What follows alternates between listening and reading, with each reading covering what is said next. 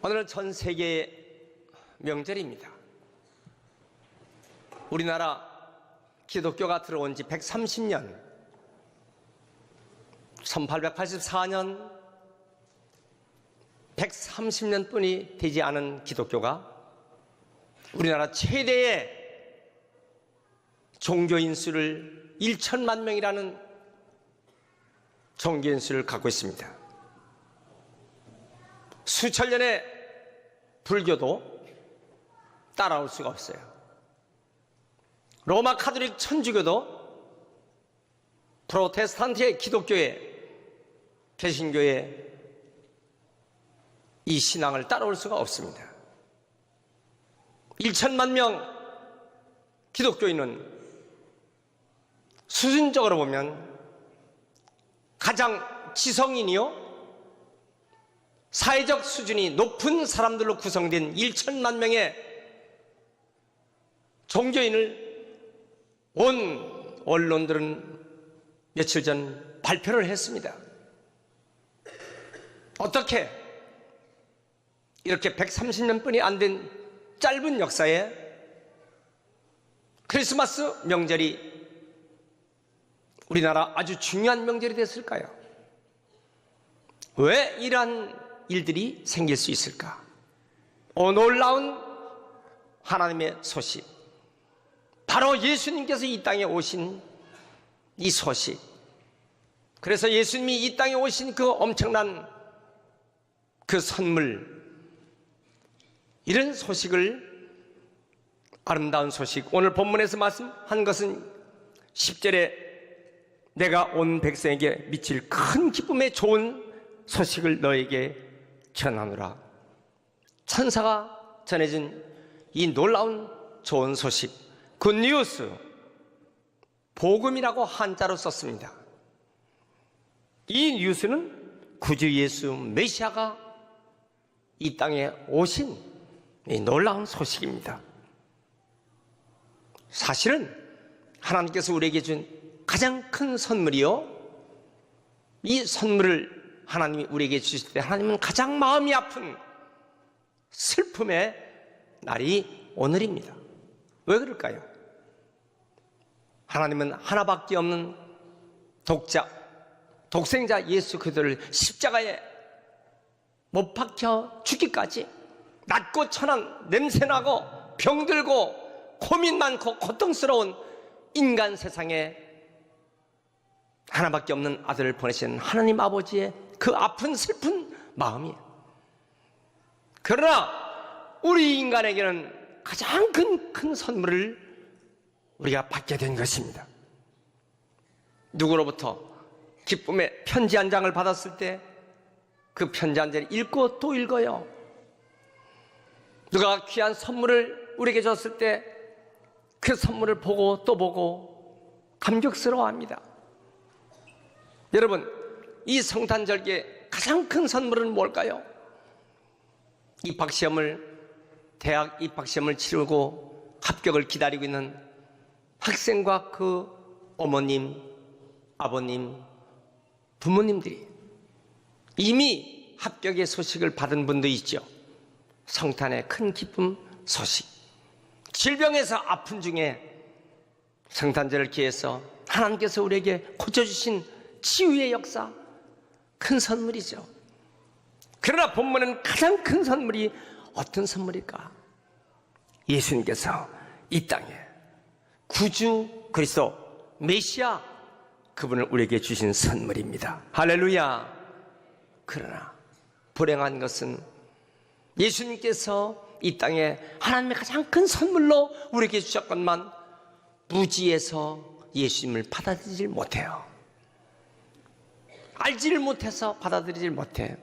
불과 4km 떨어져 있는 베들레헴까지 이스라엘의 수도 예루살렘에서는 가지를 못합니다. 아니, 왕으로 태어났다고? 그렇게 귀한 분이 태어났다고? 놀라고 소당은 했지만은 막상 예수님께 가서 경배한 사람은 극히 소수입니다. 왜 그럴까요?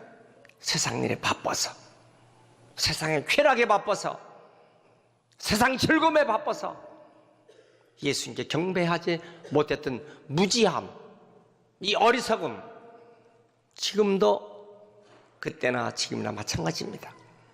여러분, 성탄, 주님께서 이 땅에 오신 이 엄청난 큰 기쁨의 소식, 우리 예배하러 가자, 주님께 경배하러 가자 하러 오신 분은 귀하신 여러분들 뿐입니다. 아직도 이 세상에서는 세상 일에 바쁘고 세상의 쾌락에 바쁘고 무지하고 알지 못하는 이런 모습이 얼마나 많습니까?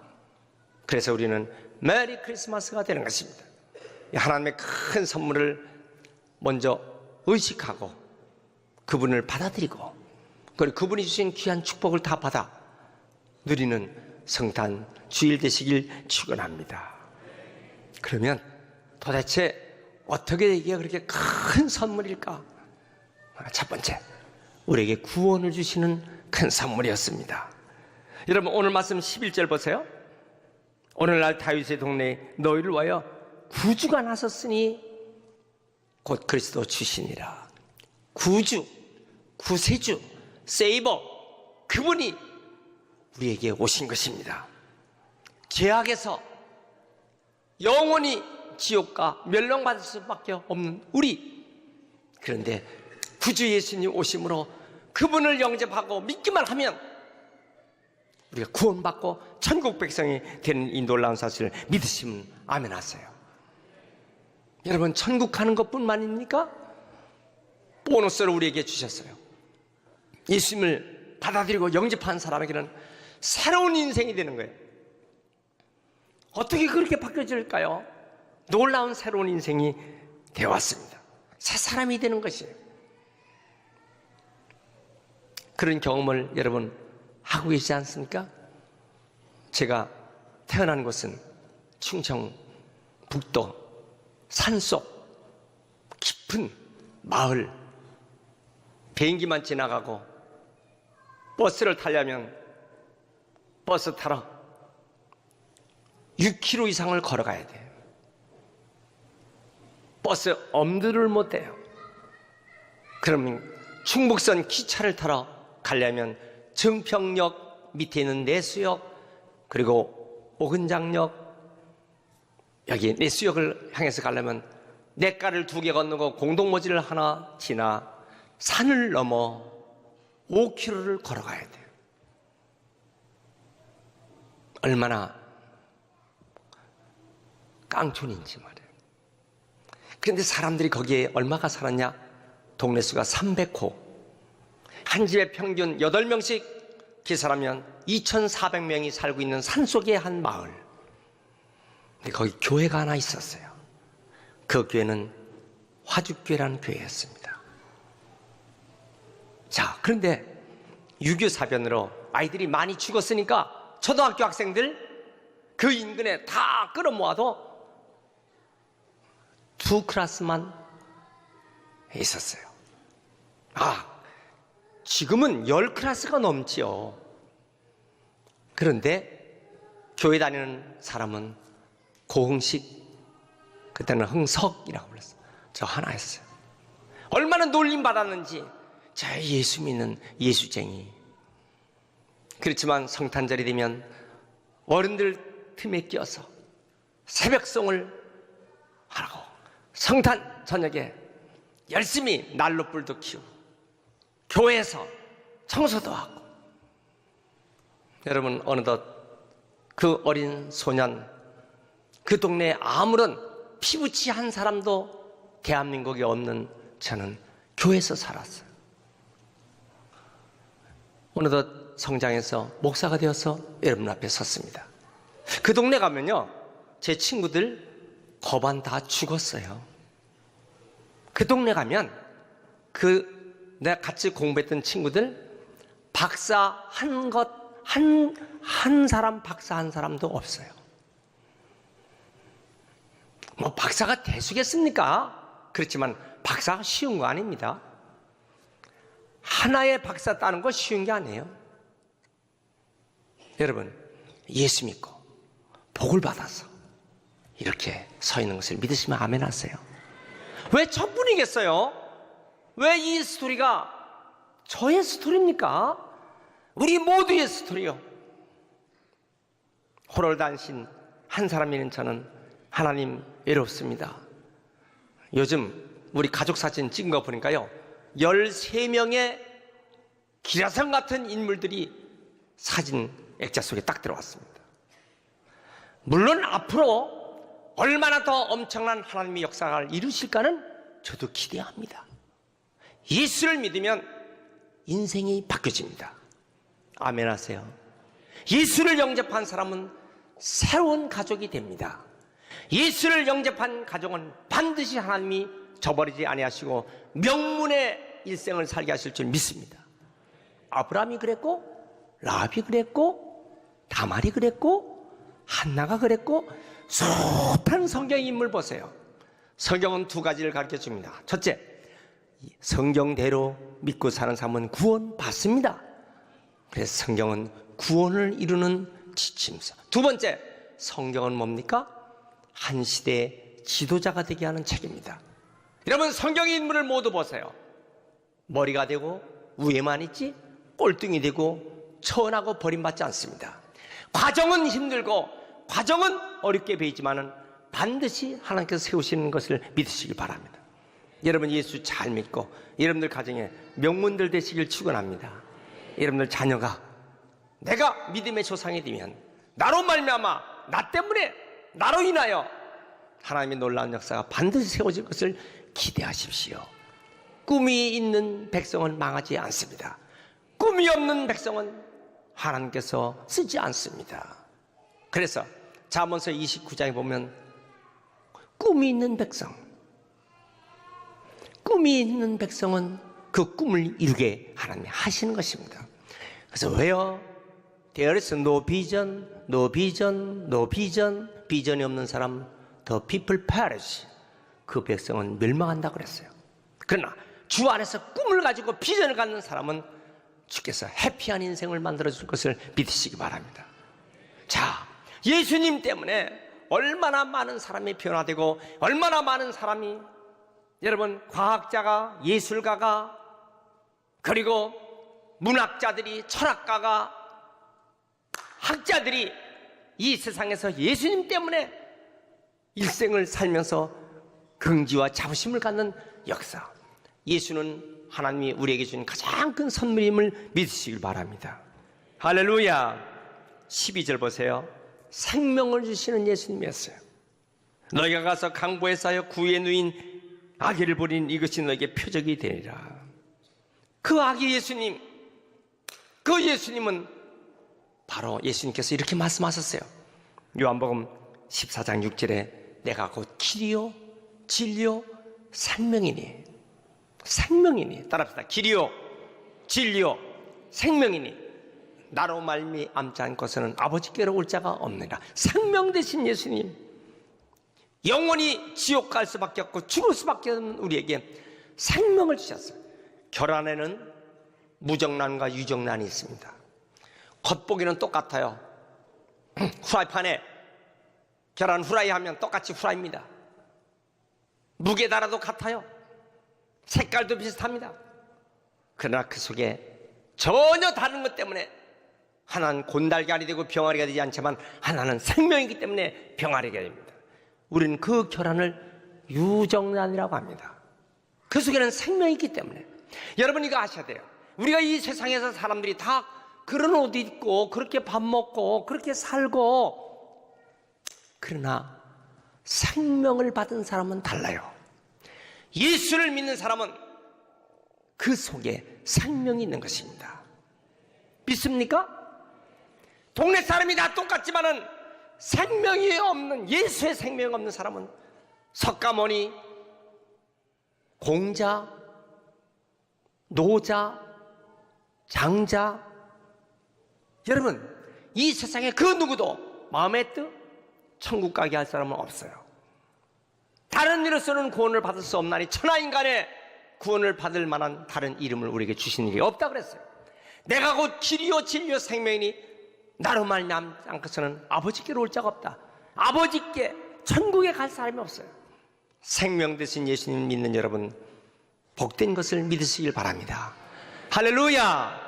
믿습니까? 옆에 분하고 인사합시다. 참으로 예수 잘 믿었습니다. 오늘 처음에 모처럼 오신 분도 있습니까? 여러분, 예수님 놓치지 마시고 꼭 붙잡고 예수님 내 마음속에 간직하고 평생을 사시길 축원합니다. 유정란이 되겠어요? 무정란이 되겠어요? 후라이팬에 깨져서 그냥 계란 후라이로 끝나겠습니까? 아니면 삐약삐약 생명을 갖는 병아리를 만드는 유정란 같은 인생이 되겠습니까? 예수의 생명을 품고 사는 사람은 다른 거예요. 이 은혜가 우리 모두에게 다 있길 축원합니다. 그래서 요한복음 3장 16절 하나님이 세상을 이처럼 사랑하사 독생자를 주셨으니 이는 저를 믿는 자마다 멸망치 않고 영생을 얻게 하려 하심이라 그랬어요. 여러분, 영원한 천국의 백성으로 사시길 축원합니다. 예수로 말미암아 이 땅에서 세움받고 복을 받는 우리 모든 귀한 인생이 되시길 축원합니다. 그런데 어떤 선물이 또 될까요? 우리와 영원토록 함께 하시는 임마누엘의 선물입니다. 마태복음 1장 23절 보라 처녀가 잉타하여 아들을 낳을 것이요 그 이름을 임마누엘이라 하니 이를 번역한즉 하나님 우리와 함께 계시다. 여러분, 예수님의 또 하나 이름은 임마누엘입니다. 따라합시다. 임마누엘. 다시 임마누엘. 봐요? 임마누엘. 엘은 하나님이요. 엘리 라마 사막된 엘리야 엘리사 엘 하나님이요. 그러면 임 하면 함께 together. 마누라는 말은 우리와 우리. 임마누엘 하나님이 우리와 함께 하신다. God with us. 하나님이 우리와 함께 하신다. 그리고 예수님의 또 하나의 이름은 임마누엘. 따라합시다. 임마누엘. 예수 그리스도. 그리고 임마누엘과 예수님은 같은 의미를 갖고 있는 거예요. 예수님은 우리와 함께 하시는 그분. 여러분, 주님이 계심으로 외롭질 않아. 우리 어릴 때 그렇잖아요. 이렇게 저는 아주 시골 깡촌에서 살기 때문에 꼭 한밤중에 실례를 하는 거예요. 오줌을 넣을 때는 오강에다 넣으면 돼. 오강이 뭔지를 모르시는 분은 그냥 그런지를 아세요.